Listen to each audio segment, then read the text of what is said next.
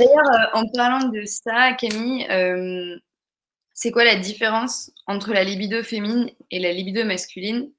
Euh, donc du coup, parce qu'on entend souvent ce préjugé de oh, les hommes cisgenres ont beaucoup plus de désir que les femmes. Euh, Est-ce que c'est vrai? Est-ce que c'est faux? C'est quoi la différence? Alors, hop. Alors, on va pas faire de généralité. C'est vrai qu'on entend souvent ça, surtout dans les couples hétérosexuels où c'est l'homme qui est en demande et la femme qui en a moins envie ou qui initie moins. Et là, du coup, on revient un petit peu dans le désir sexuel spontané, le désir sexuel réactif. Dans les généralités, dans ce qu'on entend dans les couples hétérosexuels, c'est que l'homme aurait plutôt un désir sexuel spontané, c'est-à-dire à l'initiation, à chaque fois, l'initiative à chaque fois, et la femme plutôt un désir sexuel réactif. Elle attendrait peut-être, voilà, elle attendrait que la personne initie et répondrait favorablement à la demande, ou des fois simplement un manque d'envie pour différentes raisons.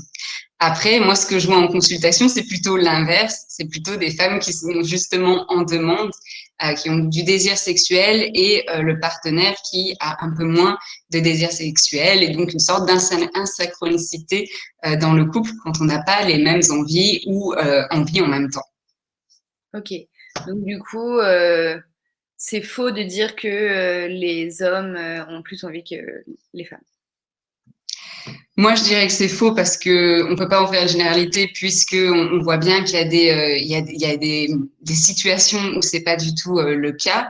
Après, effectivement, ça peut se comprendre aussi au vu de dans la société dans laquelle on vit, qui est assez patriarcale et où la sexualité féminine a longtemps été, comment on va dire, pointée du doigt ou en tout cas privée de liberté et mal vue, ce qui a pu justement jouer aussi sur, pour les femmes, de se sentir libres, d'exprimer leurs désirs, de découvrir leur corps, et qui font que du coup, si on se connaît pas assez ou si on peut pas vivre une sexualité libérée, a peut-être un peu moins de désir.